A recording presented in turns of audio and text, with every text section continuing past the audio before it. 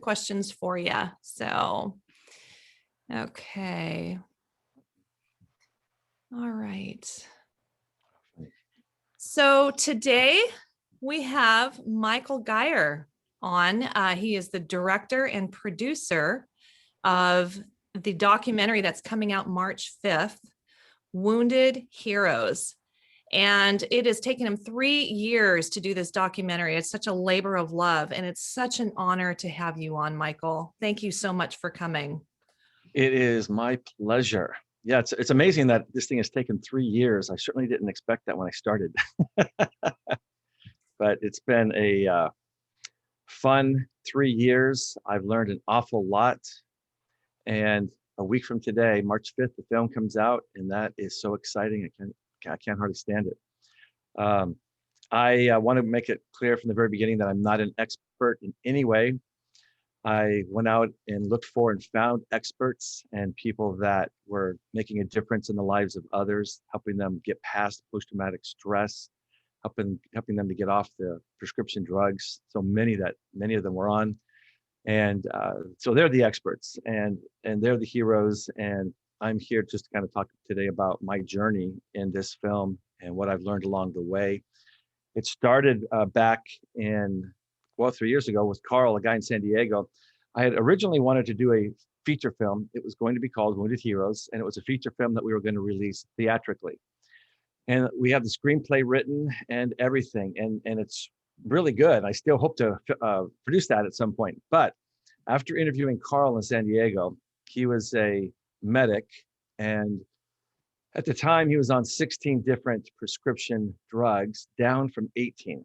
And he was a mess. And he told me the medications were not helping. They were a Band-Aid. So they kept down some symptoms, but he had so many side effects from medications that they kept prescribing more and more medications, which created more side effects, which created more medications. And then he got himself up to 18. And like I said, when I talked to him, down to 16. And I was just in shock. How is that possible that this young guy is on that many prescription drugs and it's not actually solving the problem? It's just the Band-Aid. So that's when I decided that it was important to put my other film on hold and do a documentary instead. And I'd never done a documentary, so this is my first documentary. I've done hundreds of projects from TV commercials, internet videos, feature films, short films, but first documentary. So it was all new to me. So I had to figure out how to make a documentary, and make sure it was going to be impactful. And the goal was to go out and find treatments and programs that were going to actually help people with the issue of post-traumatic stress, not just give them medications, not just allow it to be a Band-Aid, and then they continue to deal with, and many times and have much more difficult time because of the medications. I wanted that all behind them, wanted them to get their lives back. So that's why I set off on that journey. And thankfully, we found some amazing treatments and programs that do work. Every veteran I interviewed was suicidal. Most of them had tried to commit suicide, and they were all at one point on lots of medications. And because of a alternative treatment or program that we featured in the film, one of those ended up being very beneficial for them, to where they got off the medications, or at least down to just minimal number, 1 to 3, off all the antipsychotic medications though, and they got their lives back. They were able to go out and hold jobs, have relationships, and sleep through the night, which many dealing with post-traumatic stress can't do. And so being able to, show that in the film, that there is hope, I think that was really the goal. That one, there are treatments that do work. 2, here are veteran success stories through the entire film that talk about what they experienced, why they had post-traumatic stress, and where they are today because of something they found that did work for them and will work for others. That's why I think this film is going to save lives. I really believe it's going to help lower the suicide rate. Even if we save one life, this whole project has been well worth it. But I believe it's going to be more than that. And when I started the project, it was for veterans in our military, only because of my ignorance. I didn't realize that we all can deal with post-traumatic stress. I thought at the time it was something that only the military dealt with, because I knew nothing about the topic. And then after starting the project, learned that, of course, anybody who experiences a traumatic event can get post-traumatic stress, and it's a very normal reaction to a traumatic event. And so then we kind of expanded the project to include all of our heroes, our police officers, our firefighters, nurses, doctors, dispatchers, you name it. So the film and the treatments featured in it are for all of our heroes. And I still kept, wherever my poster is, over here, the soldier on the front of the movie poster, only because my graphic designer did such a great job designing it. I just thought it was too perfect, so I left it. But the film really is for all of our heroes, and I'm excited to release it. So one of the things, I'm going to show a couple of excerpts, actually 3 excerpts from the film as I go along. And I'm probably going to be better just allowing or asking you guys to ask me questions that I can answer in regards to the film. But I think what's exciting is that there are many people today who feel hopeless. They think they have no options. They have to live a miserable life the rest of their life. And that's not true. And so this film from the beginning is not a downer. It's a complete message of hope. And we're showing people who were in that same spot where they thought they were going to have to be miserable forever. And that's why many of them thought, what's the point of living? Many of them said, I considered taking myself out because I felt like my family was better off without me because I'm such a mess. So they were doing it as a sacrifice. They were willing to sacrifice themselves for the benefit of the family. And there's a lot of different reasons, but every one of them found something that changed and gave them their life back and gave them a life worth living. And so the whole film is nothing but a message of hope and success stories. And you see it through the different people who are interviewed, which is, very powerful. And to this day, I mean, I edited the film and I spent probably close to a year on the edit because editing is the hardest part of any film project or anything, commercials or anything else. The editing is always a very long time consuming process. But taking the many, many hours of footage, like Doc Springer, I think we spent at least an hour and a half. And I'm not sure how much you're actually in the film, but 6, 8, 10 minutes, whatever it is. Each of the segments that I featured in the film, like Saddles and Service, I think they're 12 minutes, ARTs, maybe 10, 12, 15 minutes. But I've got hours and hours and hours of footage for each of those segments to go through all of that information and then condense it down to a segment and then try to find a way to turn it into a story and have it make sense. It was difficult. So I have a lot of great stuff that no one has seen that I do hope to release at some point. But the stories that are in there are still very impactful, and it's just pretty amazing. But let me just show you a clip. I guess we'll go from there because I think that just for me, the goal is, let me share my screen first. The goal for me is just making sure that people understand they too can find success. So let me see, share screen. So let me know can you guys see the screen, my screen? Yeah, it looks like it. Okay. So let's start with Jonathan here. I really liked Jonathan, his story, because he really talks about what he dealt with when he came back and what post-traumatic stress was for him. And there are many spouses and families and friends that just have never heard why or what the person is feeling because they haven't been able to communicate it. And they did have a veteran say he couldn't wait for his wife to see the film because he felt like the film could explain to her what he hasn't been able to. And one of the reasons I put this piece into the film was I just felt like John did such a great job talking about what he struggled with. And I think it's very similar to what many others who battle post-traumatic stress are struggling with. And so his story might help them to understand what their loved one is going through. So turn your speakers up if you can't hear it. If you're on a notebook, it may be hard to hear. They tend to do that. But if there's any problems, let me know. But I'm going to hit play and let John take it from here.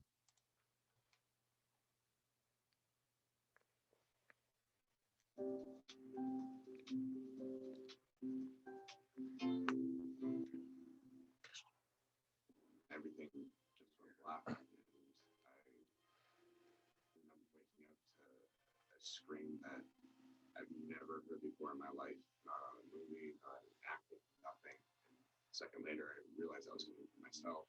I didn't know how that was possible. And I thought, am I dead? Am I dying? What's happening right now? As I opened my eyes, I took a deep breath, and just fire went down into my lungs. And I looked around, and the whole cab was on fire, and I was by myself. Same thing. And I looked around the cab, and I thought, I must be trapped in here. This is it. And the fear that I had was profound. I recognized that I wasn't the same person that I was, and I was having a lot of anxiety and started having panic attacks, and I couldn't sleep. And I was a shell. I was hardly living. So I was praying for a car accident, for a plane to crash, for just something to take me out of this misery, because it was unbearable to a certain degree. It can be even harder when you have loved ones and family and friends telling you to snap out of it, or hey, everything's okay, or da da da. You don't feel that to be true. What you feel is an anguish and an inner pain and an inner just anxiety that won't ever leave you, and unless you're blackout drunk or just medicated out of your mind. The rest of it is just pretending to be here, pretending to look at you, pretending to talk at you, pretending to be around people or friends if you can do that. Even in all of those experiences, you are lonely. You are completely wrapped up in your own inner pain that you can't really truly connect with the person that's sitting next to you. So if you go through life without being able to experience love and connection, that starts to kill you inside, and your soul starts to want to get out of here and just say, this is enough. What's the point? There's nothing good that I can experience. So after I had the recording, and they showed me what was wrong with my brain, and they generate a protocol from that. So based on your individual brain, they input a frequency that they're going to feed back to it, and a location that is the most impacted, and it feels like a finger tap on your head. And I got the first session. I remember looking at the guy and laughing at him. I think, you guys are kidding me if you think this is going to do anything. I've had too many things that have been promising before that have been fleeting, and there's no way to be this easy, kind of a thing. But that night I slept for 8 hours, and I hadn't slept in 8 years like that. And this treatment was restoring my brainwaves, and I was still drinking a lot and smoking a lot of pot, and taking my medicines. And 3 weeks into it, I sat down with a buddy, and we went to drink a large amount of alcohol like we usually do. And I had one cocktail and just said, I don't want another one. And for me, that shocked me. And what I noticed was that I just felt calm inside. I felt peaceful inside, and I was able to finally connect with somebody. And I finally connected with my friend. The last thing I wanted to do was to have another sip of alcohol, which would possibly take me out of that experience.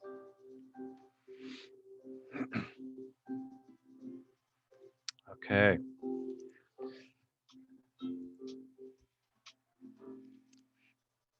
So I stopped sharing. Am I back? Make sure I'm doing this right. Okay. So I just really like what John had to say, and how he did explain, what he dealt with post-traumatic stress.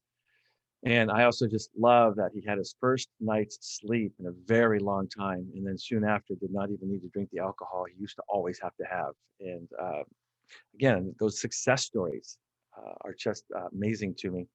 So let me go to the next one, which I also really like. Let me share this again. Michael, can I ask you a quick question? Absolutely. What was the modality that wasn't super clear to me? Yeah. I didn't quite hear that. Yeah, he talks about it later in the film. In that segment, I just took out a little piece, but it's the Brain Treatment Center here in Los Angeles. And it's pretty amazing what they do, because they put something on the guy's head, and then the computer looks at everything, and then there's all these little squiggly lines, and we show all of it in the film, but there's all these little squiggly lines that come out, and the doctor literally sits there and looks at the squiggly lines, which, to the rest of us means absolutely nothing, but for some reason, those squiggly lines mean something to the expert, and he was able to tell John everything about what he was feeling and going through at that point in his life. You probably can't get through a book, you can't keep a job, you can't do this, you can't do that, and this is before John had shared his story. And so John was shocked that they were able to know exactly who he was and how he was living his life currently based on the squiggly lines. So then they create a protocol based on what they found. And then they have this magnetic thing, I guess it's magnetic. The expert talks about it in the film, over the forehead. And they target the areas that need to be targeted. And that was just life-changing, the Brain Treatment Center. So it's pretty fascinating.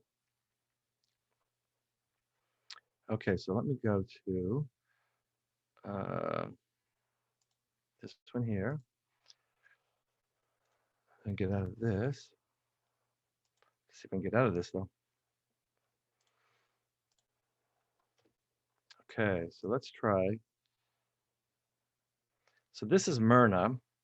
She's going to talk about something called ART, Accelerated Resolution Therapy. And this, again, a really impactful story, in my opinion, because she talks about a Vietnam veteran who had given up all hope. I'll let her tell the story and I'll talk more afterwards, but who had given up all hope and did not see any chance that he'd ever be able to live a normal life again because of what he dealt with in Vietnam all those years ago. So here's Myrna telling the story.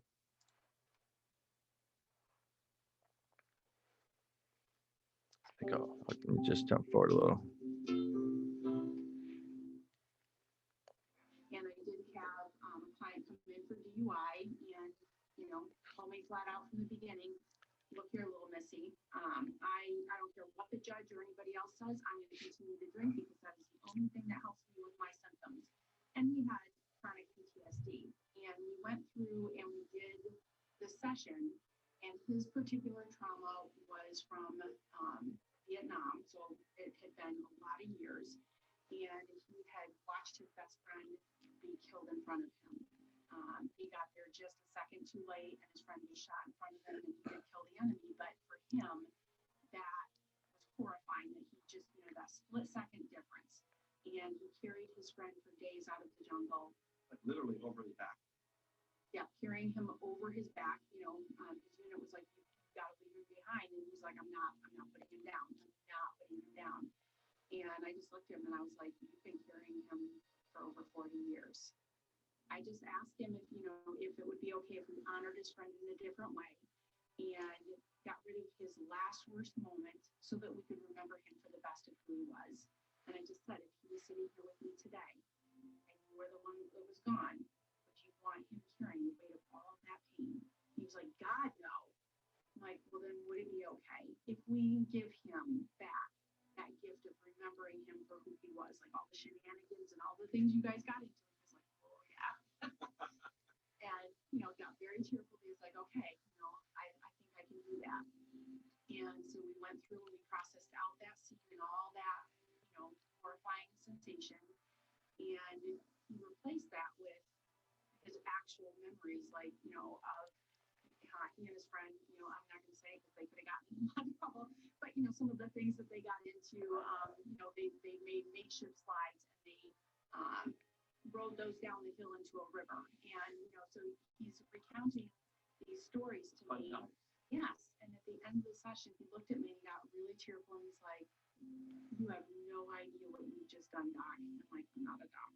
And he just said, I feel like I've been given the gift of my friend back because he could remember him for all of the good memories. They just came flooding back, but he wasn't seeing that last percentage anymore because we had erased that out and replaced it. Talk about freedom. Yes. And it was the first time, he had chronic insomnia. He wasn't sleeping. And so after that session, I checked in for sleep. And he said for the first time in over 40 years, he slept through the night. I mean, I just think that's an amazing story. I'm going to show you where the other, so this is woundedheroesdocumentary.com is the website. If you go up here, you can see it, excerpts. You can go back and look at some of the other excerpts from the film later if you'd like. They're all wonderful. This one here with Doc Stringer, you'll love. They're all great. Anyway, so that's that. Let me stop sharing really quick so I can come back on. There we go. Okay. So I don't think what she didn't talk about in the beginning. I didn't include that in that clip. But the guy who was brought in to see Myrna had so many DUIs that the judge said, you are going to see this woman. You need help. And so he went in and sat down and said, look here, little missy, you're not going to do anything to help me. I need to drink. My trauma is, if I don't drink, I don't live, and if I don't drink so much that I pass out at night, I get no sleep. And so he said, I'm sorry, there's nothing you can do to help me. And then by the end of the session and today, he has his life back. He has his friend back. And those are the amazing stories that, we feature throughout the film that I'm hoping will give those who have given up and think there's no hope, let them understand that there is hope, because these stories apply to their story as well. And it doesn't matter how much the trauma impacted you, you can get past it. So I guess I'll briefly talk about the different treatments that we featured in the film, and then we'll just go to Q&A if that's okay. So we talk about ART, which is accelerated resolution therapy, and RTM, reconsolidation of traumatic memories. They're both similar, but they have the same end result, but they just go about it differently. It's a neurological intervention. And what's great about those treatments and the other treatments featured is you do not have to talk about the trauma. It's not like the VA's program of the exposure therapy, what do they call it? Prolonged exposure therapy, that you repeat the trauma over and over again in hopes that it no longer affects you. With these treatments, you don't have to talk about the trauma, period. So you don't have to get traumatized all over again to get healed. And so that's what I really liked about these different treatments and programs. So those were two. We went and talked to Veterans Alternative, which is a week-long program, and Warfighter Advance, another week-long program, where people like-minded get together and battle post-traumatic stress together. They find and create a new tribe, a new group of people where they have each other's back, support each other. It helps them find a new mission, a purpose, and it's just wonderful organizations. And there's a lot of them. There's the Sparta. You'll have to tell me, Sean. I think it's just called the Sparta program. The Sparta something, but they're here on the West Coast. They're fabulous, and there's programs like that all over the country, and they're very beneficial. Horse therapy, which is also really amazing, especially when you watch this segment in the film. The veterans talking about their connection with the horse, and the horses are rescue horses, and so they're healing each other, and how the horse basically picks the veteran they connect with, and the two of them, through just spending time together and working together, literally heal each other, and it's just amazing to see and hear them talk about. Stella Ganglion block, which I interviewed Dr. Lipov and Dr. Tarabi. Stella Ganglion block is SGB, is a shot in the neck. Simple procedure, 10 or 15 minutes, and they're doing a shot of anesthetic in a cluster of nerves. And when the anesthetic wears off, it reboots the amygdala, the fight or flight. And because many times people dealing with post-traumatic stress are just revved up all the time. We need that when there's something serious. We need to be revved up to have the fight or flight so that our body can respond by protecting ourselves and running. You need that, but you don't need it all the time. And many people battling post-traumatic stress just have that intensity all the time. SGB really helps to just reboot it, get them back to a place like the rest of us are, relaxed. It's still there when they need it, but it's not there all the time, which is what they don't need. So Stella Ganglion block is a great procedure, especially for people who can't sit down and talk to somebody else, or can't go to a program and sit there and try to connect with other people. They're just too revved up. So the shot, I believe, and I believe Doc Springer would agree, is perfect to get somebody back to a place where they can now be open to the other treatments that are out there that will give them their lives back. Because Stella Ganglion block is not a cure, but it's a great option so that they can find something that is a cure that will give them their lives back. So those are, and then the Brain Treatment Center. Those are the treatments that we featured in the film. And they're all life-changing for those we interviewed, and can be for those who are going to watch the film. So I'm happy for Q&A if that's okay. Oh my gosh, I'm so excited about your work. I just had chills when you were sharing about this, and it was a little hard to hear, but everybody can go to the website. I just put that down, woundedheroesdocumentary.com, and look at all the stories. And then again, Michael's film comes out, documentary film comes out March 5th. And I will be also blasting that out also. It's so exciting to hear these vetted modalities that is truly helping, these success stories that is truly helping our warriors that have sacrificed so much. So Michael, thank you so much for coming on. I'm truly honored. Oh, thank you. Thank you. Love to open it up for questions too. I do want to say before we do questions, again, Doc Springer is featured in the film. And the reason I wanted Doc Springer in the film, I met her through somebody else, Jay Garstecki. Is that how you pronounce his last name? Yeah. Wonderful person. So he and I became friends. And then he said, you really need to talk to Doc Springer. And I'm like, okay. So I checked her out and was like, oh yeah, wow, she's a major, pretty amazing expert, knows her stuff. So we talked by phone and we hit it off. And I really wanted her to help me at the end of the film.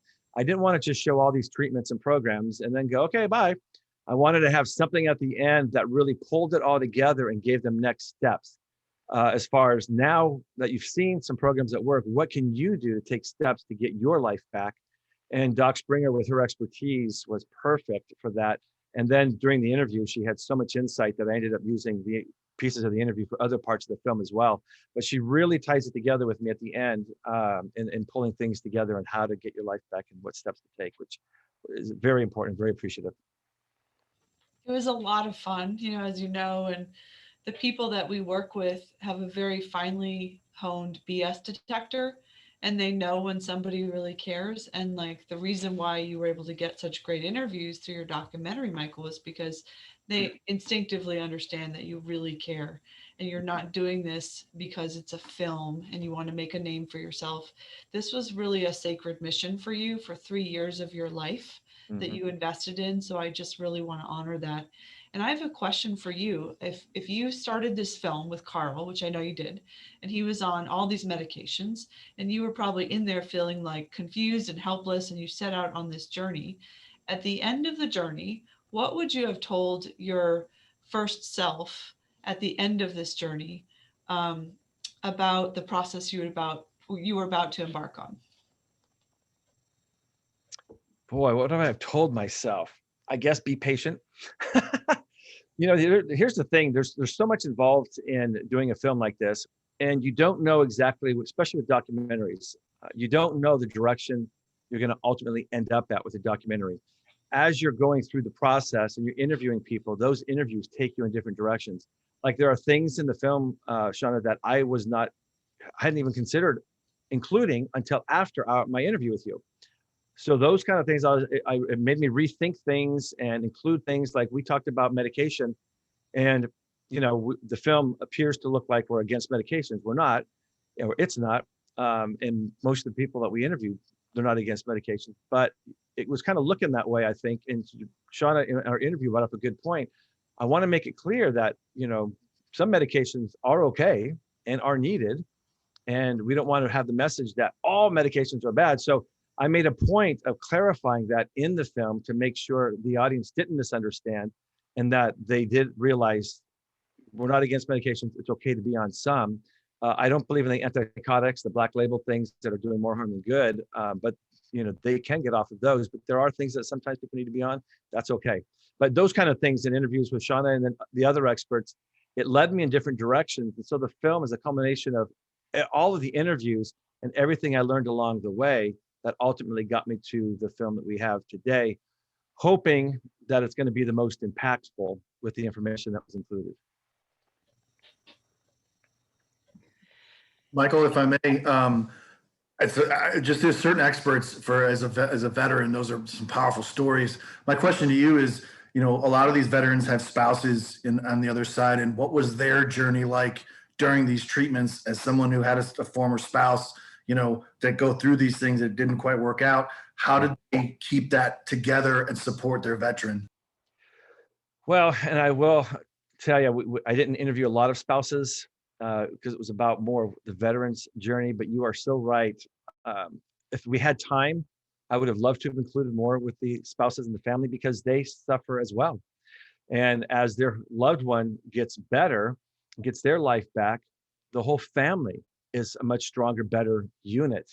And it's helpful and beneficial to all of them. And some wives will say they have post-traumatic stress because of what they had to deal with their husband or vice versa, So I didn't really hit on that. I interviewed one wife because I wanted her to tell the veteran was a Vietnam veteran, Tom, a 6-time Purple Heart recipient. He talks about a story where he and his wife and father-in-law were having a barbecue at the house and were having a great time, and something small happened and just set him off, and Tom just flipped out. and didn't understand what was going on or why. But he was furious and just was mad at his wife, grabbed her stuff, including her wedding dress and her fur coat and whatever else, threw it out in the front lawn, set it on fire. And, he just went nuts. But they found out later that, it's because his doctors had just put him on some new medication, and that medication didn't do well mixing with the current medication. And so he just flipped out because of the combination that should not have been diagnosed or prescribed together. So I wanted to have his wife tell her side of the story of him flipping out as well. So that's in the film to hear both sides. But the point of that little piece is just to encourage people, know the medications you're taking. Go to a website like drugs.com, look it up, go to their interaction checker, see how medications that you're taking interact with each other. The doctors with the best intentions can make mistakes and prescribe something that should not be taken with something you already taken. So you have to do your own due diligence. And I spent a good 10 minutes talking about that and interviewing experts who talk about that for all of our benefit, making sure that we're not hurting ourselves by accidentally taking something we shouldn't be taking with something we are already taking. But it's going back to your question, spouses, they suffer a lot. Many of the people I interviewed ended up divorced, but once they got their lives back, thankfully, they were able to meet somebody new and have a very successful marriage and new kid. One guy I interviewed, Antonio, his story is unbelievable. I won't go into it, but he was just devastated by the medications, post-traumatic stress, but then the medications they put him on. Couldn't leave his house. He was curled up, like he says, like a baby. I was just a piece of furniture, couldn't move, didn't want to live, suicidal, lost his marriage. He was a mess. He had a goal someday to get off all the drugs and take his family and live in Spain. And ultimately, he got off all the drugs, and I just found out he moved to Spain like 6 months ago or something. He's living his dream because of the alternative treatment he found that worked for him and gave him his life back. And his new wife, I'm sure, is benefiting because he doesn't have those problems anymore. I have a question, Sarah, if that's okay. Yeah, I'm sure you're not surprised I have a question. you go for it, Johnny. Okay, so this question is a little bit for Doc Springer and you, Michael, if that's okay. Please. It's two questions kind of into one, but it's a statement and a question. That one first clip that you put, I think I come from a generational of family of Marines. My father was in Vietnam. Both my grandfathers were in World War II. All my great grandfathers were in World War I. Wow. All the way back to the Revolutionary War. So my father, he left when I was young, but when I did have him, had no emotion, and I could never figure that out until I mean, some people in this group know my story, but some of my story, but I mean, they don't know about, I have 6 screws, 2 rods, 2 gates in my spine, 8 screws, a rod in my left tib, and 2 rods in my right humerus. So there's a lot of stories they don't know yet, but they do know some. But so I know the medication path. I know how that can snowball, especially with pain medications. And what I learned was that, once you you can stop taking the pain medications, but the pain's still there until you learn how to deal with the pain and survive with the pain physically. But my question, I guess, is drug interaction, and this is why I would say it's Doc Springer and you. And during the film, did you experience this or talk to any other veterans? I'm not sure if my fellow veterans on the here might know this, but or experience something similar. At one point, so my last demon I can't beat is cigarettes. I still smoke. So my doctor put me on Chantix, and I have, I went full drill instructor Marine Corps when I was on Chantix. And when I mean, and see, Eric's laughing, he knows what I mean, like drill instructor Marine Corps. Like I kicked a door of a hotel, like the whole door, like not like the bathroom, like one of those main. And I'm only like 170 pounds with my fighting weight, and I kicked the thing, the whole frame went in, and they found me in the fountain, half naked, dancing around drunk. It was a long story, but many years ago. But Chantix and I didn't think of it as something that would even. I was just trying to quit smoking, like I didn't think it would. So I guess my question is it possible that certain things they wired in her head the drugs themselves are actually interacting not with other drugs, but with what's going on in our head. Is that a fair question to ask Doc Springer and Michael? Did you see anything like that doing the film? Other veterans that were like, you know, just like these meds made me go nuts. I'll stop there. Do you want me to take that first, Michael, or do you want to Oh, take yes. that No, first? please. Okay. please. All right. So first, as a disclaimer, I'm not the kind of doctor that prescribes medication. That's a psychiatrist. So with that caveat, you know, I have sat with hundreds of veterans who have been on all kinds of medications and worked very closely with psychiatrists as co-treating providers. And they have had sometimes very sudden and unexpected side effects from the medication. I'm sorry, my throat has got a frog. From the collision of different medications in the system. And the really hard thing about medications is that everybody's physiology is different. And so, as a general rule, what I often said to my patients is just logically start with one. And if you need to add another one, only add one and see how it goes and have like an open line of communication. Because yes, there can be absolutely some interactions between medications that nobody predicted because everybody's physiology is so different.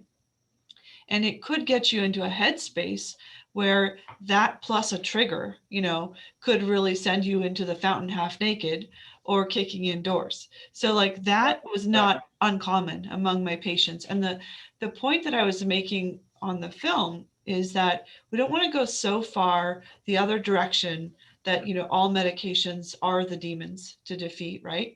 That people with something like a bipolar disorder who need that medication to maintain a stable mood, because if they don't take that medication, they're in the fountain every week, Right. you know, with no clothes on, and then they go and buy a new Harley, and then they buy a new, you know, muscle car. Like that can happen too. So it's really just a very important navigation with your care provider. And that's why I always say you've got to have the trust with whoever your doc is, your medication prescriber, your psychologist. You've got to be able to say to them, I don't think that's a good idea, or I don't want to be on that medication, or let's go slow. You have to tell them if stuff comes up so you can like get to it quickly, nip it in the bud and get off that if the medication is not working for you. And I would also say that quitting smoking was one of the hardest things that my patients had to do, even harder than getting off opiates. Yeah, So, I've had issues. I Yeah. mean, with my injuries, I didn't even realize I was having opiate issues. The doctors just kept on Yeah. giving me stuff. And then I remember the first time I was like, you know what? I don't want to take anything. I thought I had the flu. And I called the doctor and he's like, oh no, it's because you stopped taking the painkillers. And I'm like, what? Yeah. What do you mean? What? Yeah, you have to take more painkillers. Sure enough, I take a painkiller and the flu went away, you know, which is why I don't get near them because I see how I just learned to live with Yeah. the pain. But I guess, yeah, you answered my question. I think is I guess you're fit, you know, I was trying to quit this, you know, like Yeah. it was my general physician. He's like, oh, you know, you want to quit smoking? Here, just take this pill. It works for everybody. And so I took it, not realizing that it's actually some type of antidepressant or something. But the side effect is that you quit smoking. So I had no idea, but it definitely didn't do antidepressant. It just made me go. I went to my friend's wedding. I literally was in the wedding when I gave his dad the tux back. I had the vest. He's like, do you know where the pants are? I'm like, no. He's like, the shoes? I'm like, no. He's Yeah. like, the jacket? I'm like, I have no idea, dude. Here's the vest. Sorry. You know, like I'm totally blacked out and went like, you know, crazy. And I just trying to quit smoking, you know. Yeah, And you had a so- paradoxical interaction with it. So like just as certain kinds of ADHD medications are calming for people with ADHD, they can have a paradoxical Mm. interaction with certain like antidepressants and things like that, Yeah. which is why it's an individual decision. And if something is not tracking, it needs to be dealt with quickly in a trusted relationship with that doctor. That's Right. the best protection. And I So always really, want really, to empower people. so what you're telling me is just it's kind of hit or miss, and you just have to be It is. careful and go slow. That's the truth of it, is Okay. that there's no like pattern that holds for everyone because everybody's physiology is different. So your best protection is to just go really slow. And find out what works for you. Yep, and have a relationship with your doctor where you can tell them when something isn't working. Yeah, that's great. That's great. And again, that part about being there and not being there, I Mhm. think that's a huge one because as I have 3 kids and I try to be a really good dad, and sometimes I'll be in the space with my kids and I know that I need to be enjoying this, but what they're doing is bringing up memories of people I've lost. And so I'm in a different mindset when I should be, enjoying it. I'm not. I'm upset. I'm sad. I'm in a dark spot. So that clip you brought up, Michael, hit home real quick what he said. It like described it. I could totally feel that feeling. So I look forward to to this documentary. I'll definitely be watching it as soon as it comes out. And I saw, oh, sorry. I Yeah, saw I'm done. I'm done. I'm gonna let somebody else speak now. Thank you. I saw somebody in the chat saying something about sponsoring the film. We are going to be doing virtual screenings of the film. And I just added a page to the website about that. And we are looking for sponsors. So nonprofits can sponsor a screening. I'm also looking for organizations that support our veterans to just sponsor screenings that I can also advertise in hopes of pulling people together to offer the film at no cost, and then doing a Q&A after the film.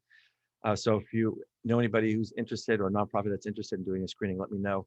And then also this is a grassroots effort, letting the world know that this film exists. So feel free to share it with anybody, whether it's family, friends, veterans, first responders, just anybody who you think needs to see the film. And any organizations that have that type of a community, please feel free to share the film with them as well. I know 2 people here in New York City, but the only problem is that of COVID, it may not happen now, but once the vaccine's out, I know the owner of the Slipper Room, which is a very famous burlesque club, but they do screenings. I'm sure he would be willing to do a night. And then I also know the owner of the Manhattan Theater. I can call him too. Yeah. But right now, I don't think that they can't legally. Yeah, well, we're doing them virtually on the internet through Zoom, actually. So right now, My company will sponsor a Zoom. My company will do that for sure. We'll put it out. Yeah. Okay. Yeah, absolutely. Yeah, send me a message then about that. But yeah, because right now, I hope to get to in-person screenings. We had a screening planned on the USS Midway last year that we had to cancel because of COVID, but it looks like that's back on track for this year. And so we're looking for a date in hopes that we can do it on the aircraft carrier outside up on the flight deck, 1,000 people, this big monster screen, and show the movie there. So, and then theaters across the country at some point. In the meantime, we're doing the virtual screenings through Zoom. We got to get in touch. I'll do my best. I'll do the best that I can to get it out there. I will. Okay. Yeah, absolutely. Thanks, Johnny. I've seen a screening on the Midway. It's incredible. It's an exciting experience. And I just had, again, just chills, Michael, hearing about all this. I feel a bit of a kindred spirit with you as civilians who it's almost like you're blindsided when you realize, oh my gosh, first of all, the sacrifice, and then what happens on the back end. How many things, even in this discussion, how many things can be misunderstood? And I feel like the mama bear comes out in me, and probably the papa bear comes out of you. I mean, that's why this labor of love for the documentary. And then what I heard you say is the whole purpose of this is to give our veterans hope that these are success stories, that they have options. They're not stuck with one modality. They have options, and you share these stories to share the options. They can get their life back. There is hope for our veterans to get their life back, and to really drive that message home that your family is not better off without you. That is a lie coming from somewhere else. Absolutely. The suffering that comes from a suicide loss is indescribable. And so it's so exciting to have this work out. I know that anything that Doc Springer is on, is worth its weight in gold. And so to have both of you on this talk is amazing. So we are ending up the hour right now, but again, please stay on if you have more questions. We don't have to end right now, but for people that have to get off, I just want to give you that option because I know people hate to get off and when it's not over. So you're not being rude. Yeah, exactly. yeah, I've heard this before. They hate doing that. So I like to give the invitation and then move on with the people who can stay on. Does anybody else have a question? I have a quick question, if I may, both from Michael and the doc.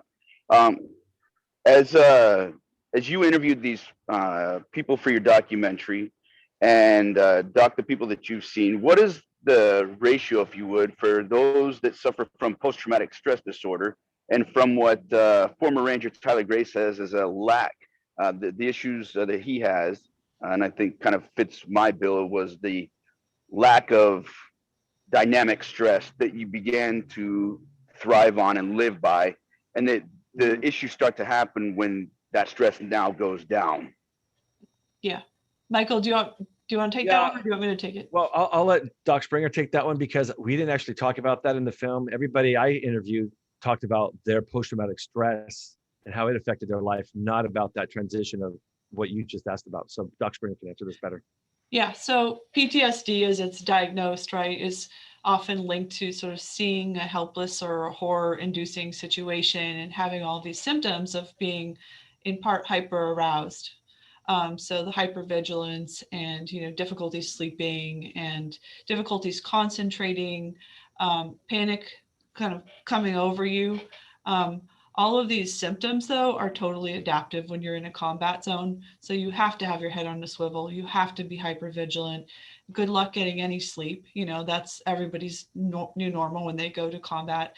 And so filtering the world through threat is something that our warfighters learn to do. And so when they come home, sometimes we put labels on it, but I really talk about it in my work as chronic threat response, which isn't a diagnosis. It's just a mental state that people will find themselves in.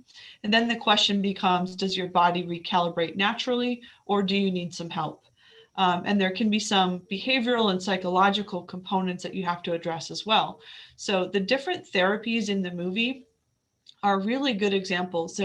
I'm not a believer that there's like one right solution for every person. There are a number of different therapies like the ART and the different innovative ways that they're doing talk therapy in an accelerated way, as well as biological interventions like the stellate ganglion block that's a precision medicine thing that will reboot your adrenaline system, that's been used in special forces as a go-to treatment in the combat zone. And it actually improves performance and reaction time. So it doesn't make you lose your edge, which is one of the fears that a lot of warriors I work with have, that it will make you unable to react if there's a real threat, but it actually works the opposite. It kind of cleans up a lot of the fog so that you can really focus on what's around you and have better situational awareness.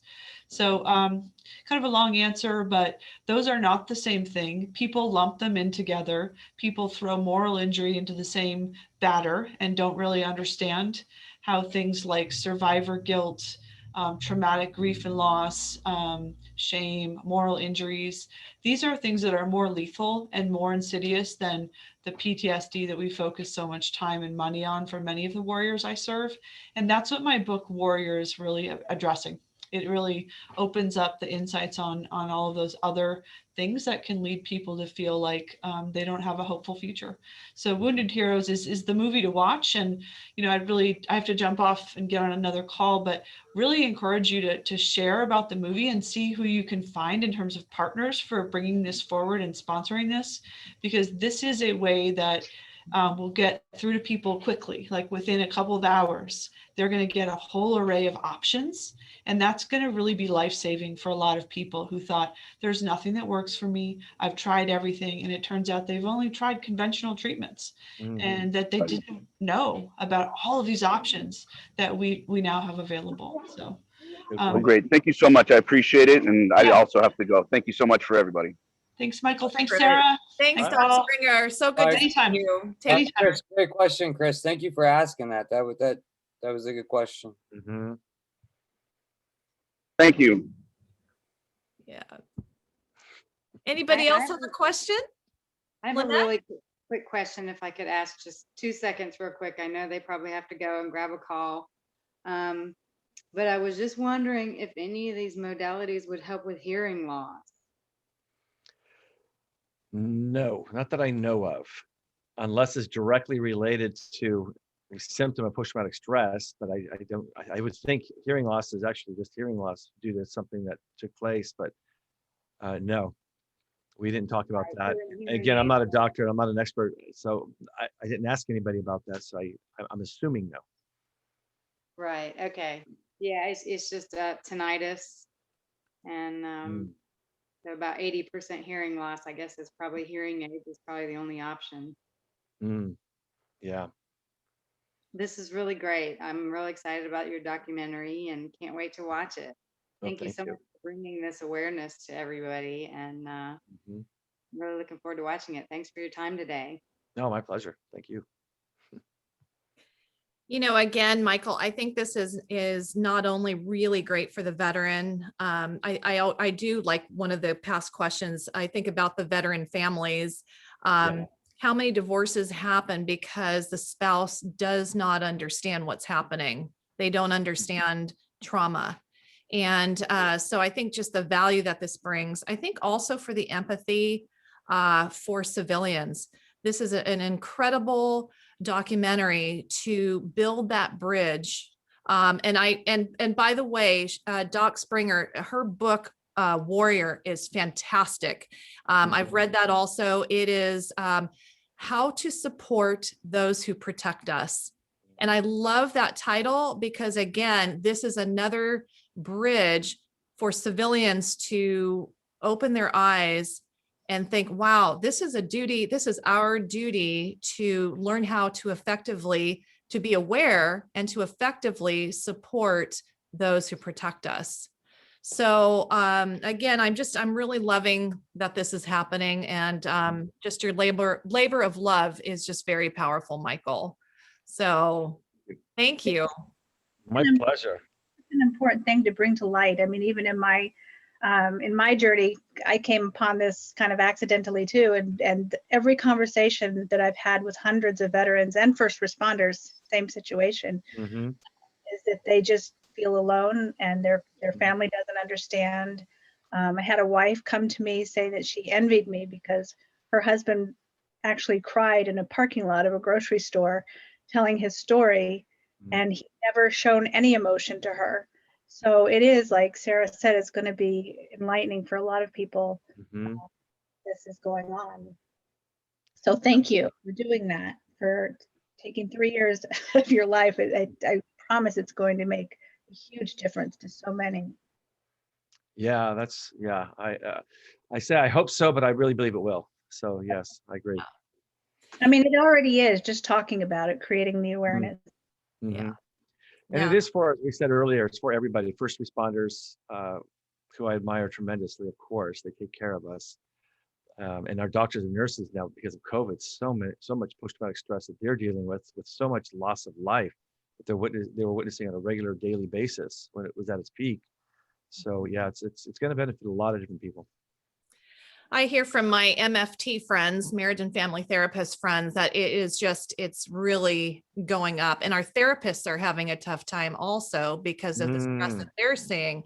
So it really is a ripple effect. Yeah. And I think also too, just like Michael, myself, and I think Natalie, what I'm hearing from Natalie too, our empathy was in full bloom when a veteran just shared their story. As simple as that. That's when our eyes were opened. It was through the vulnerability of just sharing your story. And that is why, we're all doing what we're doing, because you shared your story.